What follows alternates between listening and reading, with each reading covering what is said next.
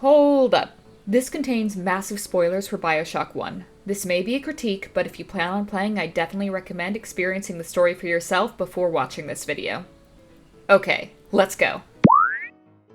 There is nothing quite like a well-written villain in the midst of a perfectly done plot twist, especially when, despite being well-seated, the reveal still comes completely out of left field and leaves you questioning everything that's happened up until that point, thereby adding instant replayability to the game as you try to find out every clue you've completely overlooked. Bioshock does this wonderfully, setting the player up through countless zones with bits of dialogue and audio diaries to lead you to the inevitable conclusion of your eventual betrayal before hitting you with a 1-2 punch of everything the game has to ruin your day with. The twist is beautiful.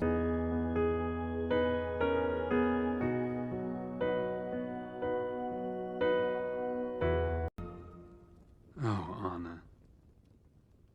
If only there was someone out there who loved you.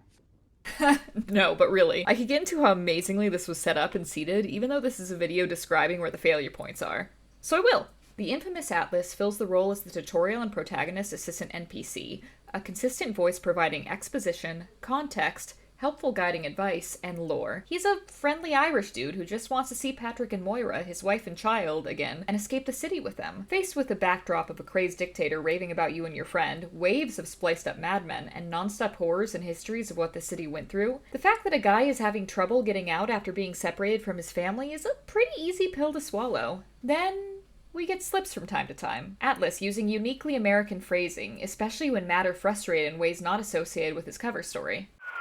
Every time we get a yard ahead, Ryan goes and moves the goal line down to the other side of the field. Cohen's an artist, says some. He's a Section 8, says I. He's got a mind to take down the whole damn city.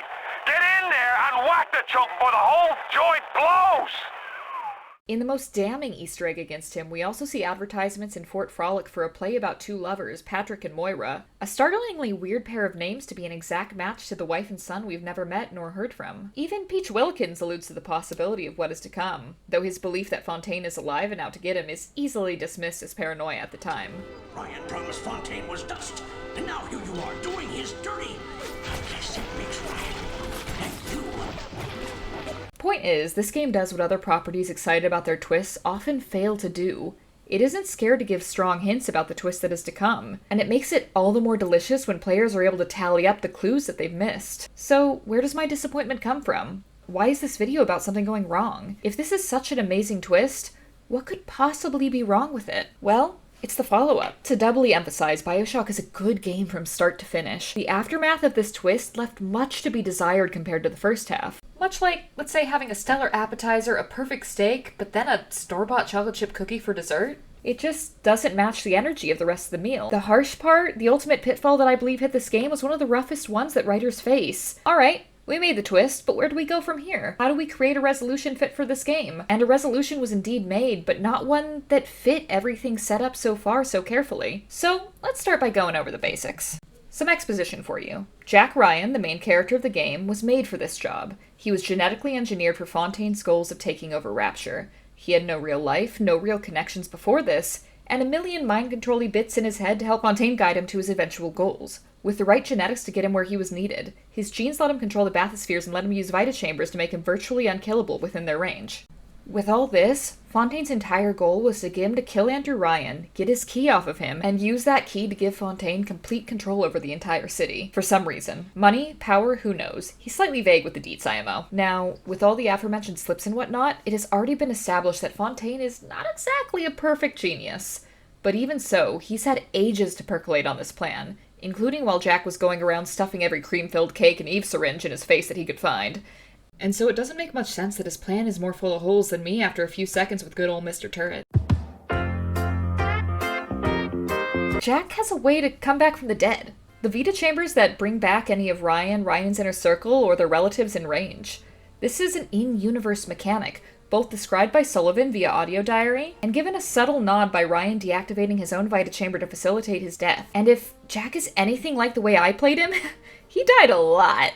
My boy Fontaine Atlas got a front row seat time and time again to Jack dying and coming back about a bajillion times. And the thing was, he had no way of knowing that Ryan deactivated his own chamber. He had no way of knowing that trying to kill Jack and Hephaestus would do anything but cause a respawn a few seconds later. Heck, I'm surprised he actually trusted Ryan's death was his death. Lucky him, I guess. So trying to gank Jack in an office where there was certainly a Vita chamber nearby when he could lure him somewhere where he could shut them down before doing the ganking was a bit strange, and it's not the only problem with the scheme.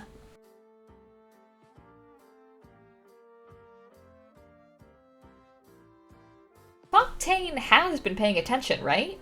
He watched Jack fight turrets, big daddies, splicers, and security bots to hell and back. And what does he do? Send more of the same to take Jack out when he's done with him? Now, in another story this would make sense, send the most dangerous stuff you have to kill somebody. But let's not forget Fontaine has mind control powers over Jack. One's both known about in canon, and one's heavily implied to exist. And only seems to actually remember to use them once Tenenbaum has taken out the most deadly one. Fun's fun, kid. But now, go get stepped on by a big daddy. Would you kindly? This command right here implies that he can give him suicidal commands.